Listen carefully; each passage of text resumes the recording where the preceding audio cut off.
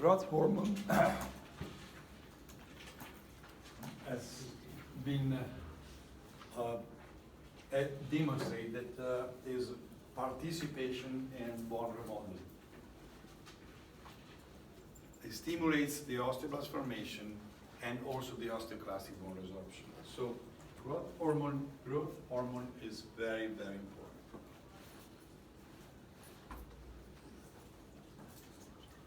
Now, you well know, you should know that insulin-like growth factor is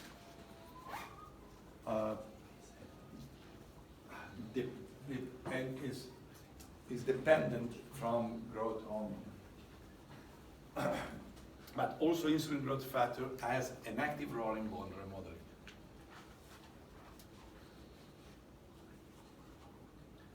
So we know that growth hormone and AGF are very important. So,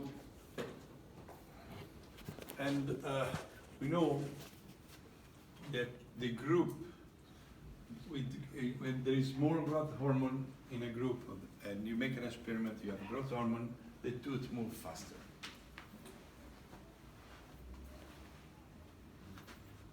Because they stimulate IGF-I and accelerate bone remodeling tooth movement.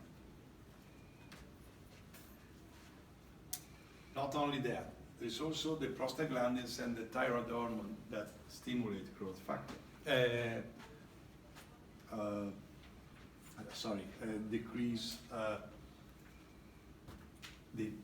Increase the tooth movement and decrease the root resorption.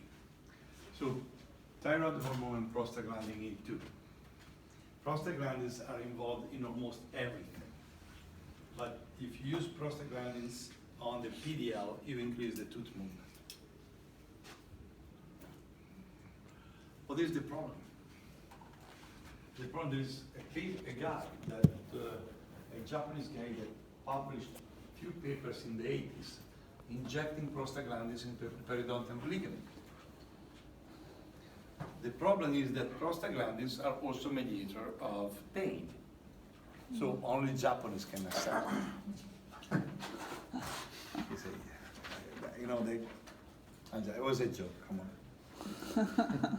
But anyhow, you say to the Japanese, you have to do it, they'll do it. If I put some prostaglandins in one of my patients, it's very possible that the mother is going to kill me. Or at least is going to start a lawsuit, because it really is painful. Okay? But we know that it's a very good mediator.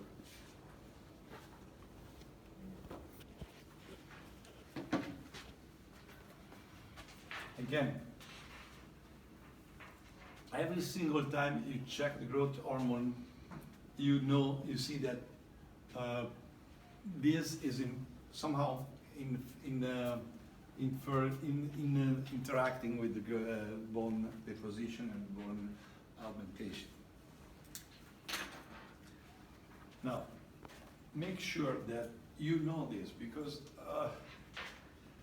it is, you know that there are many people that are taking non-inflammatory, non-steroid anti-inflammatory drugs. And you should know, because when we do orthodontic, it is possible that the very first 3-4 days there is pain. So people are utilizing some painkillers. And usually as painkillers you utilize paracetamol or something like that. And we know, and that is very important, that paracetamol is not interfering with orthodontic movement when compared to control groups. So paracetamol is something that we can use.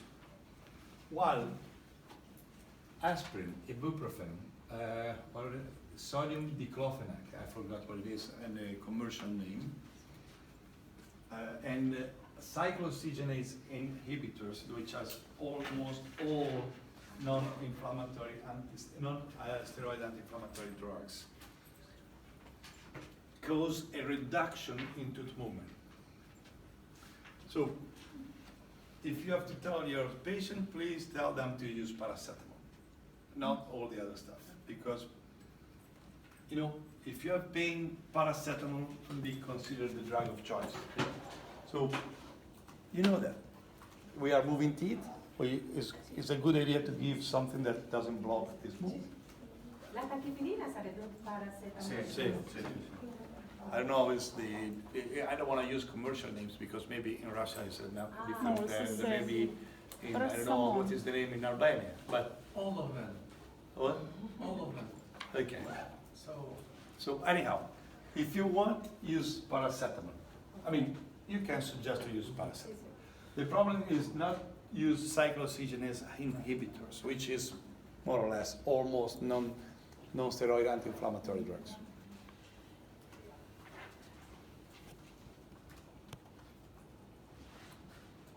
Okay, and then we go on bisphosphonates. Or opioids. Actually, biphosphonates. We can use paracetamol or opioids. yes, opioids.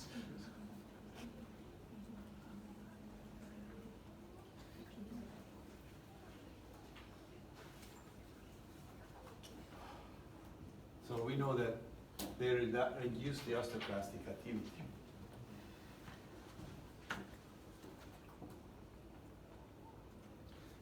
They prevent the osteoclastic development from the precursors.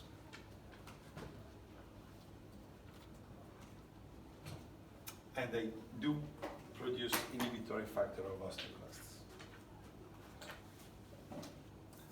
Of course, they inhibit orthodontic tooth movement.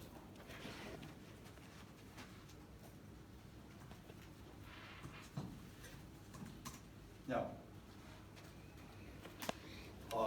topical application of bisphosphonates could be helpful in anchoring and retaining teeth under treatment. Maybe not. Maybe not. Unless you want to do something strange.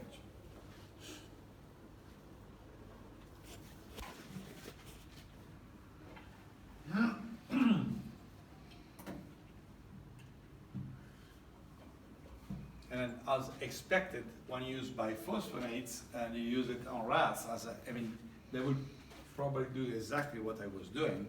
Instead of using, the decoy, they were using biphosphonate, and you have an inhibition of tooth movement.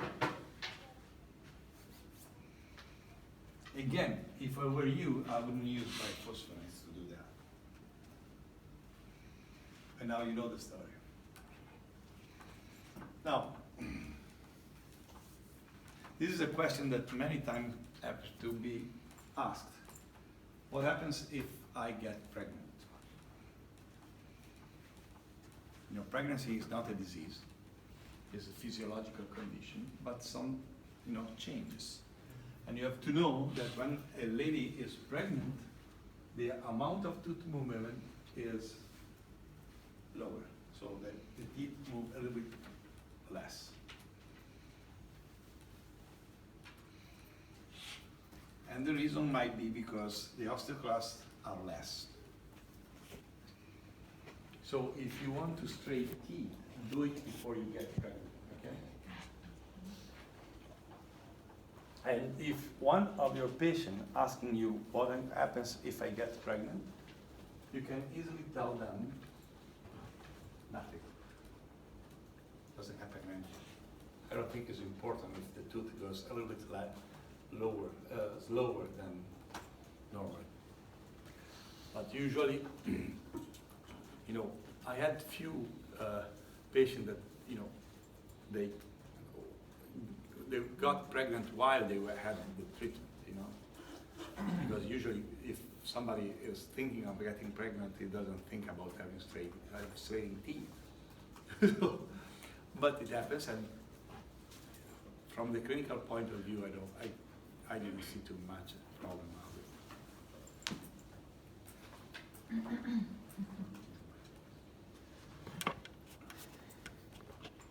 Oh, again, it's very easily that you have a person that use oral contraceptives. And in rats, well, you know, rats are usually using contraceptive, you know that. Every single rat is using contraceptive, you know. There's a great increase of market selling of contraceptive to rats. And, you know, if you use contraceptive on rats, you know that the amount of tooth movement decrease. Since it's very possible that you are dealing with patients that are using contraceptives, I'll give you an example. I'll give you an example. Boostio is always using contraceptives, oral contraceptives.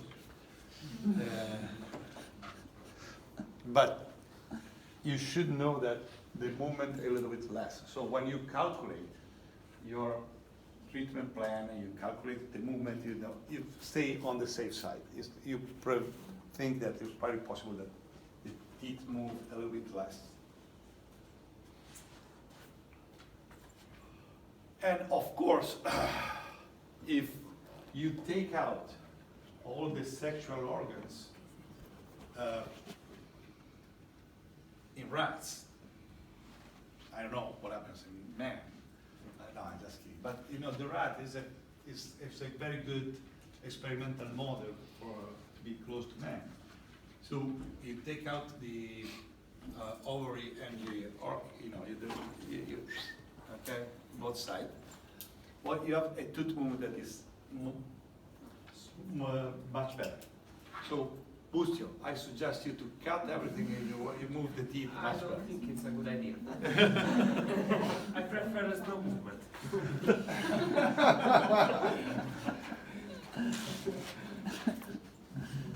But you might be doing that for nothing, because it's very important to know that what I've seen, when I show you a paper that is telling about rats, you don't have to translate from rat to human immediately.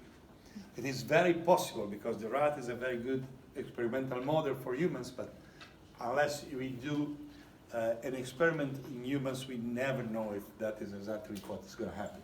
So, after Boostio that is voluntary to do this experiment, is anybody else that wants to be a voluntary? Okay, you too. No, I try your contraceptive. You can't. But anyhow, really pay attention to this, because tooth movement is a little bit more complex than just putting a force in a tooth. Io t'ammazzo.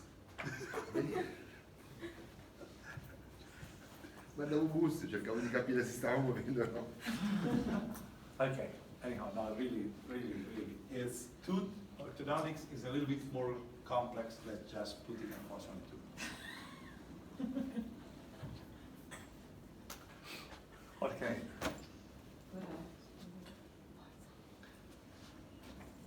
Now, we have also to know what's happening when we give fluoride to the patients, and when there are water that have high on fluoride.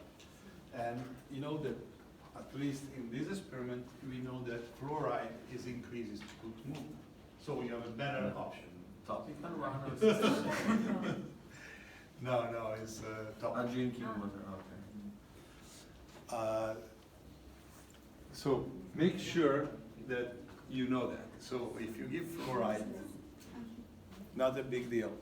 If the tooth movement is increased. I don't know when you give fluoride to a patient, but if they're taking fluoride, it's increasing. So at least it's not interfering. Now, this is magic, okay? Now, laser can do almost everything. Laser can do almost everything. And for some reason, if you choose the correct wavelength, and you put that when you want to move the tooth is moving faster. Now, it's strange, you know, for me it was magic. I didn't believe it at all. I mean, it was crazy for me. I mean, how can you do it? You put some light there, every 15 days, 2 weeks, and the teeth move faster.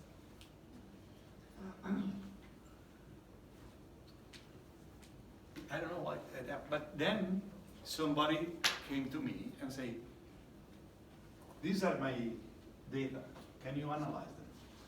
So I called Sabrina and said, Sabrina, you have to help me out. So we did some analysis of the data, and we found out that it was true. So if you use laser, teeth move faster.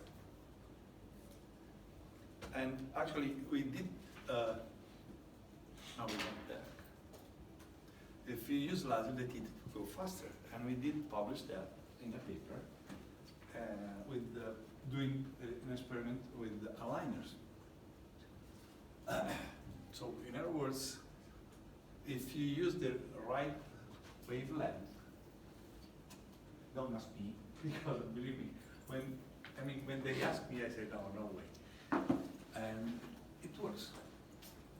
At least, unless they send me something that was not correct, it worked. So, since everybody now is using and working with laser, you might think that is an option to what you're doing. It doesn't cost too much, 4,000 or 5,000 euros, and you put your patient. They were using 1, 2, 3, and then they were changing the aligner every week instead of every 15 days. If the patient that didn't use the laser, the fourth aligner didn't get in, while the patient that were using the laser get until the end. But how many times do you have to? 15 days. 15 days of laser. They come there, they will, Every 2 weeks. huh? Every Yeah. 2 weeks? Okay. But it's the same, the process is the same about the orthobolts and accelerant. We discussed that later on. And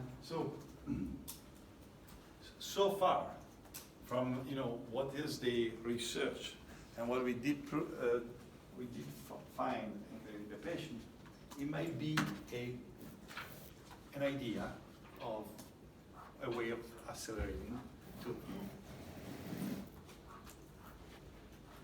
Now we go for Ryan. How much does laser increase the movement? Like what we did was, no, I didn't do anything, I just analyzed the data. But what they did, nobody knows. Nobody knows, because what we did, yeah. They made the laser treatment every 2 weeks for the aligners. Yeah. And what about the pliants? What about? The pliants, the fixed pliants, every 2 weeks? No, too? no, I don't know, I have no idea. Oh, okay. But you can try it. If you want to do it, you have to do a thesis. I'm open. So, after that. No, really. You are in an hospital where you do use the aligner, so you can use it. You can do with a fixed treatment. Why not? I mean, there are questions that are open. Thursday, Sabrina will tell you how to develop a way of thinking from a question to a research. So, did I say it right? Okay. You have a question, you have to develop a research. And then you have a question, you say, what is going to happen in the fixed appliances? Let's see what's going to happen. Let's develop a system to answer to your question. If you are if you work in an hospital where there are a lot of patients, I don't think it's a problem to select a sample and to select a control group that are homogeneous and see what happens doing some maybe canine retraction. I have no idea, something that can be measured. Now, you were talking about piezo-scission and something like that. This is something that is the base of all these piezo-scission, whatever they do. You know what happens is a guy by the name of Frost, that was a guy that was studying bone, found out that when you break your bone, there is a metabolism that is accelerated, and then accelerated in the region around the fracture. It's probably the reaction of the body of when it is important to have something very fast to get the bone together. So, what is, in a better, in a less rude way, or RAP, regional acceleratory phenomenon, is a tissue reaction to a noxious stimulus that increases the healing capacities of the affected tissues. So when you need it, the capacity of the tissue is getting a little bit higher. It's typical not only for hard tissues, as bone and cartilage, but also for soft tissues. So our body has developed a method to react when we need something that is, we need something too fast. In the alveolar bone, the RAP is characterized at the cellular level by increased activation of basic multicellular unit, thereby increasing the remodeling space. And all of you know what is the remodeling, not the modeling, the remodeling. At the tissue level, the RAP is characterized by production of woven bone with the typical unorganized pattern that will be reorganized into lamellar bone at a later stage. So, what it seems is that our body has developed a way to produce bone, or let's say produce bone when there is an insult and when we need it to produce bone faster. Not in a organized way, but just to do it. Let's do it, then later on we're gonna make it better, okay? And we can use this mechanism.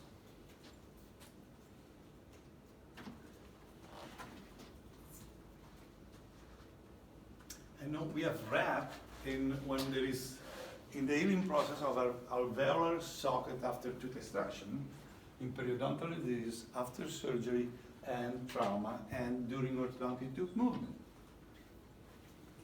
We have RAP.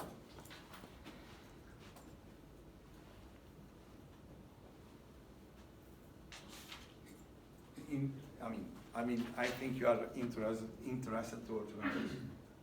So,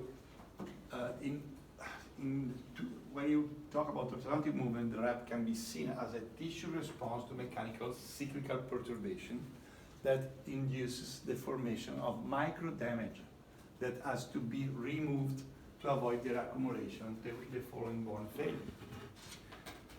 Now,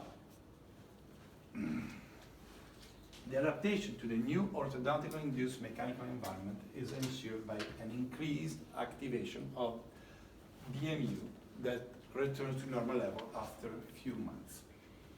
And that is exactly what Dr.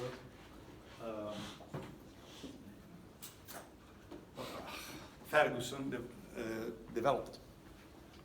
So what he did is a corticotomy, which is a surgical procedure aimed at accelerating tooth orthodontic movement. It comprises cuts of the cortical bone between teeth. It's not better to do it by partial, special parziale, come viene. Without skin.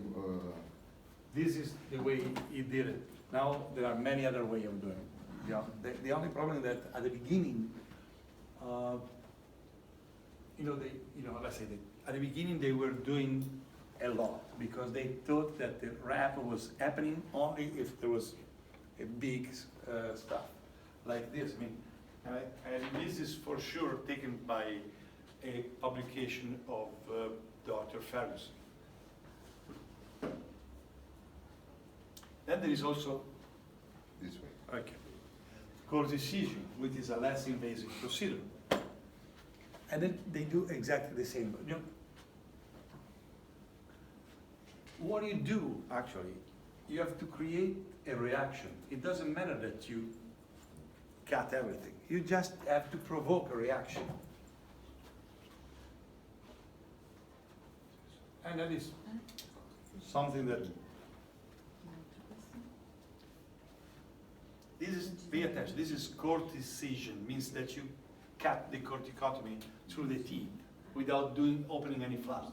Nobody's opening a flap anymore, I think. But what you were talking about is piezo stitching. This one, I think. And they were doing with the, not with a normal scalpel, but with, what is the name of that guy? Manina. Yeah? Manina. No, the guy that developed this. Ah, Vercellotti. With the Tommaso Vercellotti stuff. You know, they do that, and why? You know why you're doing that? Because depending on the wavelength, you are specific for a tissue. So you don't go for you don't get the roots, which is not nice, by the way.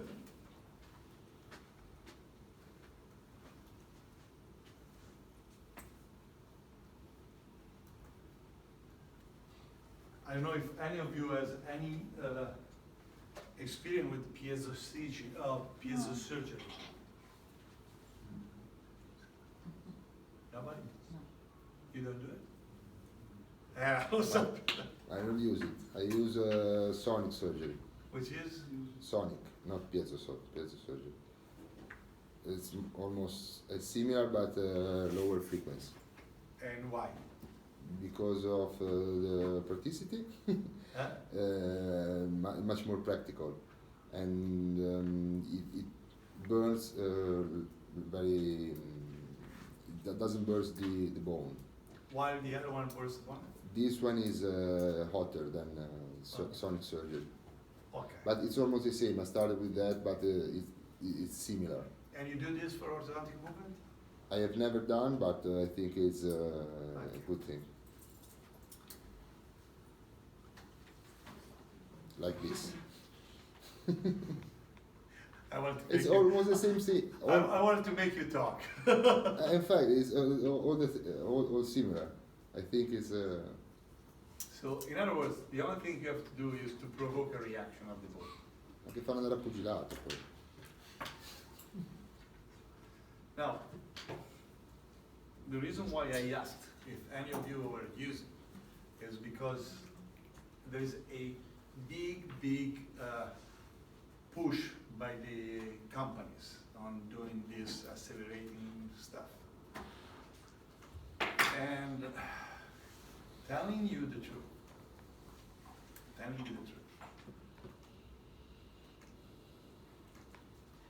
No, I'll tell you the truth at the end. But I'll let you know now. Now, for some reason, I am not convinced that this can be something that can work and can be involved in orthodontics. And the reason for me is pretty simple. The only way to make a treatment faster is not to make mistakes. You have problem in treatment if you make mistakes. So if you make a mistake in diagnosis, if you make a mistake in treatment planning, if you make a mistake on using forces, anchorages, so if you use a force and you don't know what is going to happen, you have some movement, unwanted movement. And then you make it longer. So my impression is that people that don't know how to move teeth, they use a lot of screws and they use a lot of these instruments. And don't take me wrong, I'm not against on screws. When we talk about screws, you will see I'm probably one of the Italians that published more on mini screws and tats. So I use them. But again, I use them when there is a need to use them, not because I don't know how to do this movement, let's put a screw and do it. I don't like that. And here, there is something that we have to ask ourselves.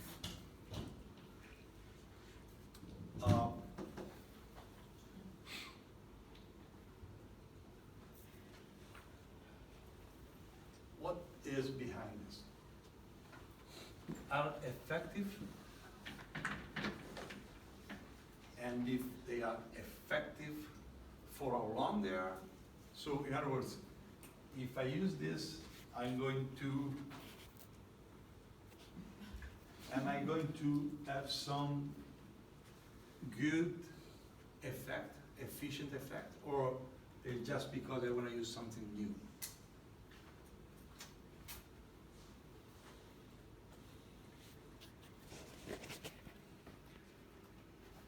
So if we see what is the literature telling us, we can see that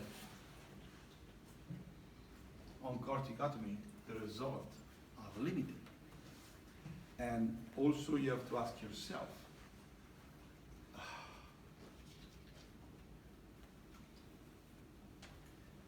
I am treating a patient for 2 years. The effect of RASP is probably 2 or 3 months. Is it gonna change a lot?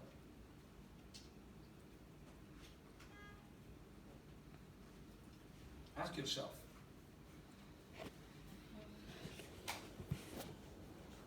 Yeah. But are there exact indications for these kinds of surgeries? Like, what are the indications? How do you know when you're supposed to use these procedures? How do you know what? How do you know when a patient comes in and you start your treatment? How do you know if you're supposed to do this, when you're supposed to do these kinds of Because You procedures? do it only to make a treatment faster. But why? That's the Because question. the patient wants to That's spend the- less time. That's the question. That's the question. But it is really fashionable now in orthodontics to make everything faster. But the question is exactly what you said.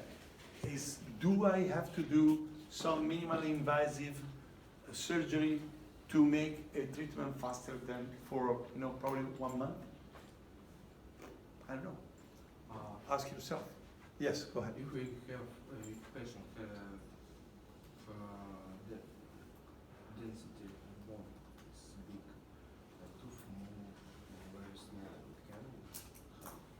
Because sometimes some patients need more time on different wires to align tooth.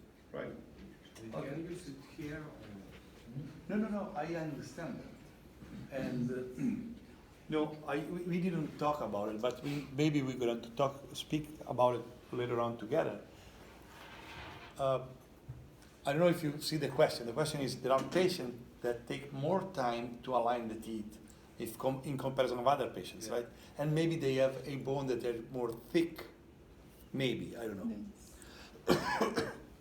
The problem is that so far, I have not seen any paper that say that if you have a bone more thick, your teeth move slower. I don't know. Maybe I'm wrong. The second problem I have is that we know that from the old experiment of a guy that is from Nijmegen. His name is Malta, M-A-L-T-H-A. You go on PubMed and check what he has done. He did a lot of experiment on tooth movement. By the way, he did this experiment on beagle dogs. So he was killing beagle dogs as crazy. And killing a rat is already something that you don't do, right? Is a living animal. So you don't like. I don't like to kill animals, but killing a beagle dog that anytime you come there is licking your hands is something that is very difficult for me. But this Malta was using a lot of beagle dogs. And what he found out is that there are some of beagle dogs, not in relation with anything, not bone density, not anything, that are fast movers, and some beagle dogs that are slow movers. So for some reason, that can be the bone, can be genetic, can be anything, there are patients that where teeth move faster, and patients where teeth move a little bit slower. And you're right, we could use this in slow movers, but then how do we identify them? So in other words, how can we identify them? Only in the second moment we can identify So it. after 3 or 4 months, we identify a slow mover, we do a procedure, and then after 2 months, it again is a slow mover because the effect is very short. a lot of reasons What? Can be a lot of reason because you are not. Yes, but if you do a rep, you know that it's going to increase the pace of movement. The problem is, how do you identify it, and what are you going to do? Once the effect of the rep is gone, you do it again? I don't know. Maybe you can do that. I don't know. Maybe we can do an experiment of this. But anyhow, so in conclusion, that is, piezotomy and osteoperforation of vertebral process rate orthodontic tooth movement, that it was a systematic review. The conclusion is evidence for acceleration of tooth movement in conjunction with minimally invasive methods, piezosurgical corticism and per of the vertebral process is low. Okay? So the evidence, maybe there is something. Again, another systematic review, weak evidence. So, I don't want to tell you that you don't have to do it. The only thing I want you to know is the information, and then use the information as you want. So you have the information, you know that the evidence is weak, you feel that in that patient you want to do it, why not to do it? Do it. You don't remember that when we talk about evidence-based medicine, we know that we need the best external evidence. We have the doctor expertise and somehow experience, and what the patient wants. I give you an example. If I have a patient that wants to level on the line, the lower incisor in 3 months, maybe it's the way of going. Maybe it's the way to go. Maybe. So the patient is the one who had the choice? No. The patient is the one the first who had the choice? No. But you have to listen to him. You have to know what he wants. So the patient is coming to you for something, then you are the expert and you can tell the patient what are the options. Go ahead. So if we can align teeth in 3 months, I want to know if it is another evidence about stability. Because yesterday we see with orthodontic surgery, with a thumb sticking, you go. Sorry, Claudia, you are right. But I want to answer you as, once I was in the audience when Birta Nelson gave this answer. Stability is, no, that was not Birta, it was Gianelli. Stability is in the grave.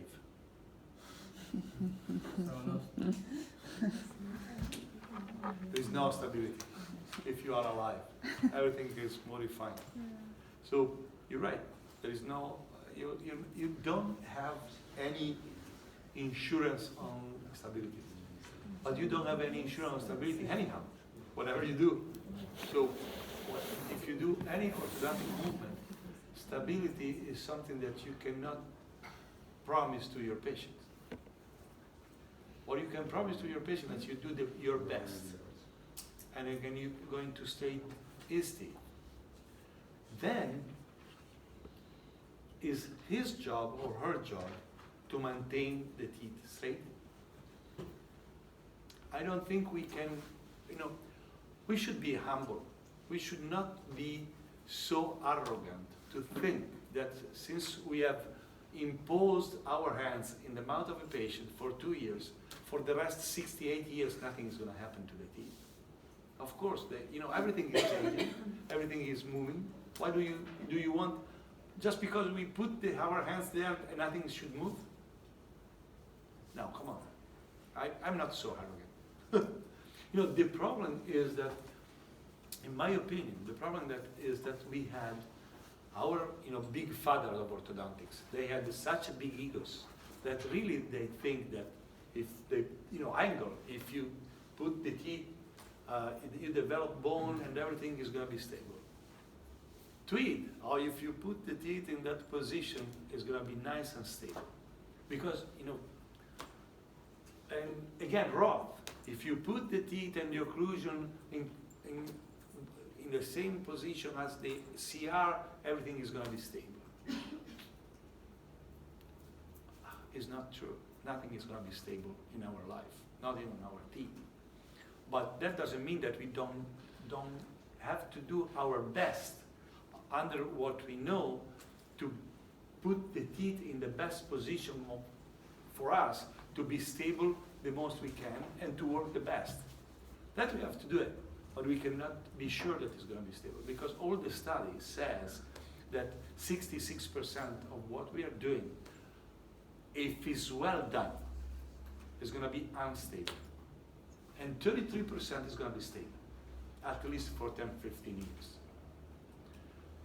But there is no way to distinguish a patient from the beginning if he's going to be stable or not. So we have to act as everybody's going to be unstable.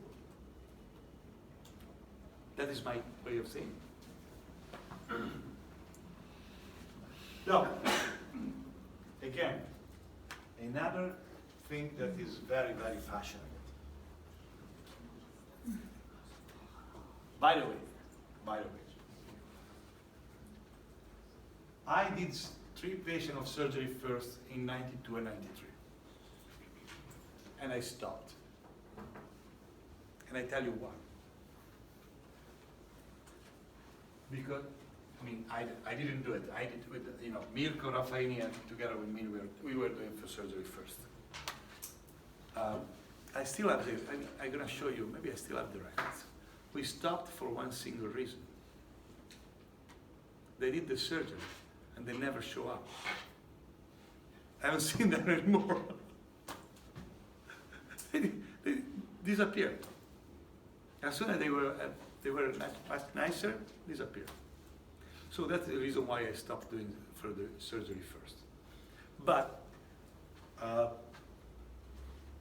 now it's very fashionable to do surgery first.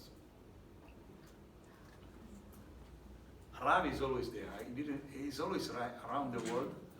He doesn't do anything, but all the paper is there. So, what is the idea? Is you do surgery first, and then you straighten the teeth. Instead of doing, the traditional method, the sequence is you do a preparation, you do surgery, and then you finish up. Surgery first is you do surgery without anything, and then you finish up. And the treatment is going to be a little bit short. Everything. I don't know. It's a period of our orthodontic life where everybody wants to be fast. That's okay. And of course, when you do something like this, you have a rep phenomenon that is helping you. The rep phenomenon was working also yesterday in that patient where the surgeon changed the treatment. And then he put the herbs. That was also rep. By the way, I really enjoyed Leonard's presentation because he was bringing you all his experience. I got so many tips. He was a little bit, as a speaker, it can be a little bit better. But he gave us so many tips of his experience that I really enjoyed to have him here. So you go there, you go surgery first, and then you finish up with treatment. And usually you finish not very well. No, I'm just kidding. Now,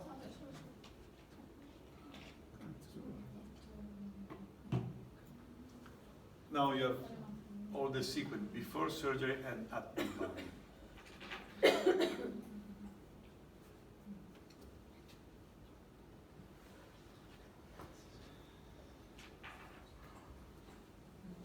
And we are still there. Treatment time reduction. Treatment time reduction is the name of the game. And it seems to be very important now. And maybe it is. Maybe it is. And there are two reasons why surgery first is reducing the treatment time. First of all, there is a resolution of the skeletal and soft tissue imbalance prior to initiation of the treatment. So, in other words, you should just level in the line, or maybe extract, but everything is you are already in class 1. It's like you are treating only class 1, which is, everybody knows it's better. And then you have a RAP phenomenon within the first 2-3 months.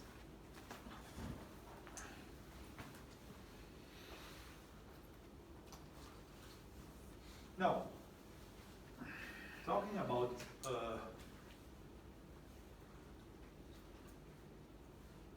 anchorage. This is the best anchorage.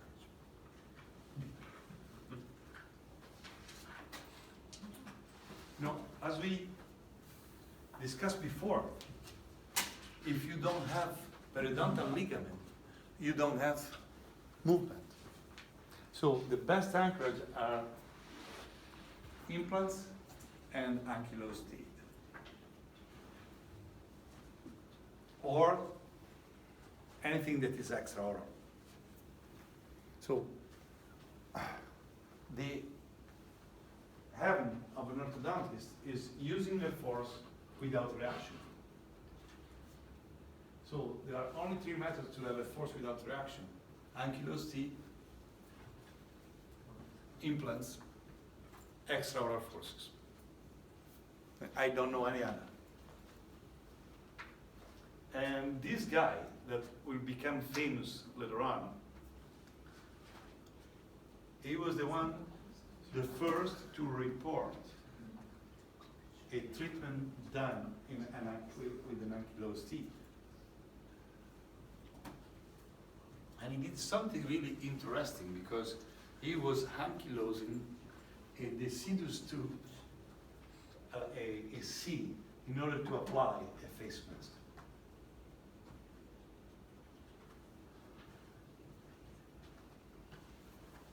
Okay, everybody was criticizing his paper. If you see this paper, everybody was criticizing because it was not a normal patient. It was a patient that had some genetic problem.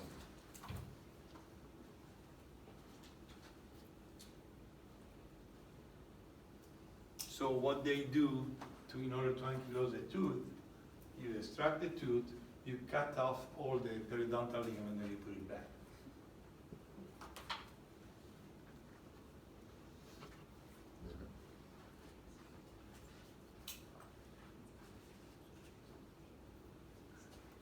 Then you have to maintain the tooth there in order to the bone to go there. And then you have to use it before the root is resolved. Because believe me, the root will be resolved.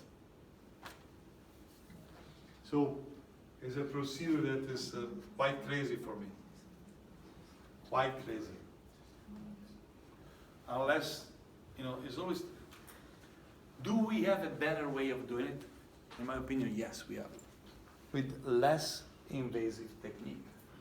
So if we have a less invasive technique, I would prefer to do it instead of doing this, because you go there, you take out the tooth, injection, anesthesia, take out the tooth, scratch all the periodontal ligament, put it back, block it there, keep it there for a month, and then start moving. Come on. I can do this in a much, much better way.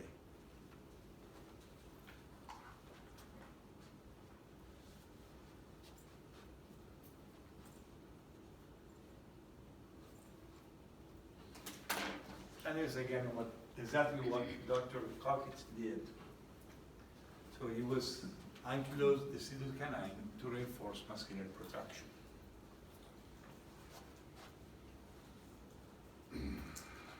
And the protocol involving intentional ankylosing of the decidus canines enhance the sagittal response of apical basis. So what? So you can do it.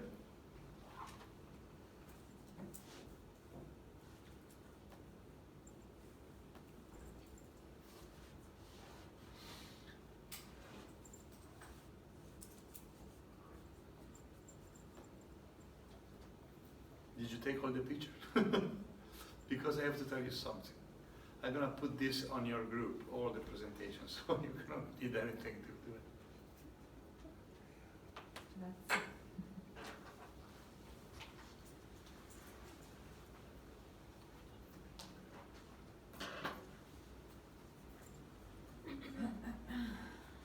This is another ballgame. This is exactly the opposite. When you have a tooth that is ankylosed, what you do to solve the problem? Because what happened is that if you have an ankylosed tooth, this tooth is keeping the bone there and is creating periodontal problem on the teeth, at the adjacent teeth.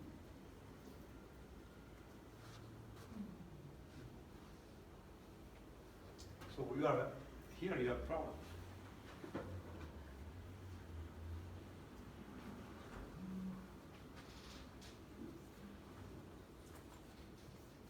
So what would you do with a case like that?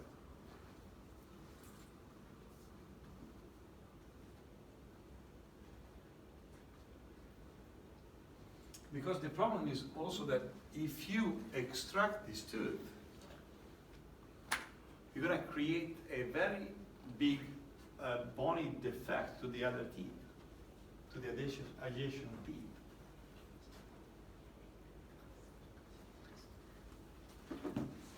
So that is the reason why sometimes, I hate case report. When it's scientifically speaking, they really bothers me. But sometimes a case report can be very, very important, because I'm pretty sure that in your life, you're gonna have a case like this.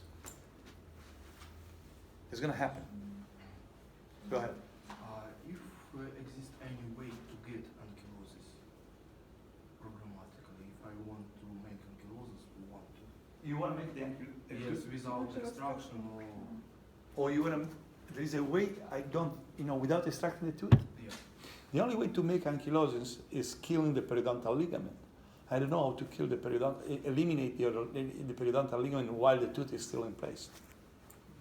I don't know, I have no idea. It might be, maybe there is, I don't know. But your idea is, I want to make a tooth ankylosed, okay? Yeah. What can I do is, the only way is the bone to get into the root. So that means that you have to eliminate the periodontal ligament, because if you have the periodontal ligament, the bone is not going to go there. And the reason why they extract the tooth is because they take out the tooth, they scrap all the periodontal ligament, they polish the socket, and then they put it back, and then you have ankylosis. But without taking out the tooth, I don't know how to do it. Okay, Ivan? The external reabsorbment, the absorption of the teeth are the same. You're of gonna have ankylosis. the resorption.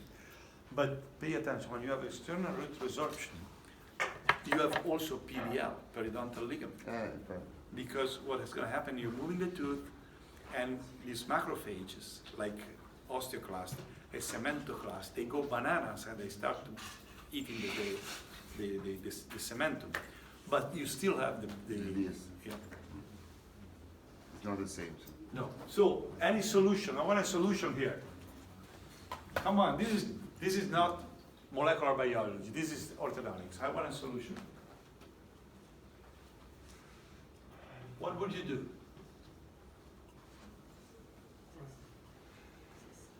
Crown. Crown and bridge. No. Oh, Leave it An overlay. overlay. And pay attention, because if this guy is still growing and this guy is still growing, how can I tell that? Why I'm saying this guy is still growing?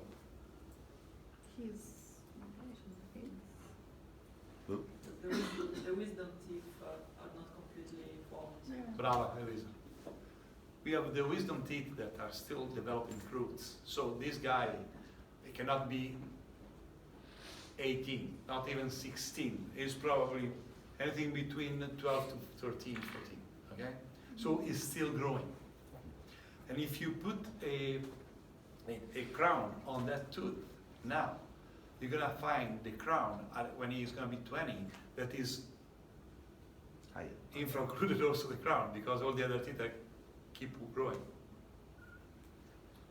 Ah, rifamo.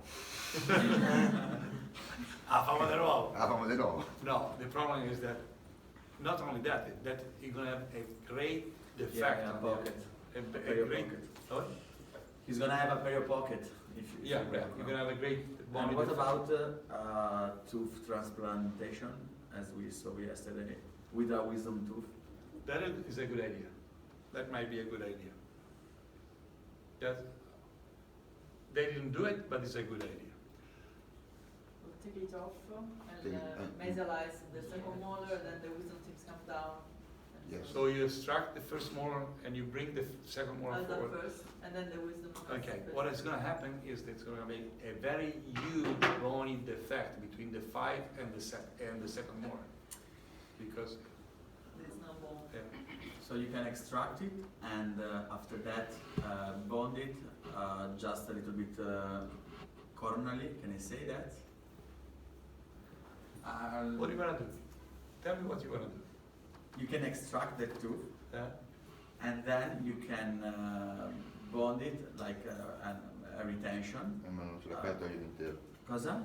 È difficile togliere interi quei denti lì. It's We- very difficult Yeah, that's to set that the Root- tooth Root therapy, all together.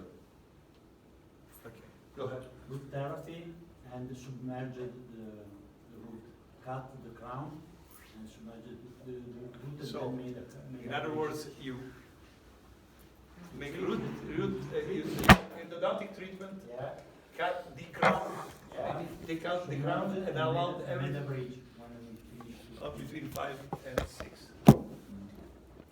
Now, they didn't do that, but is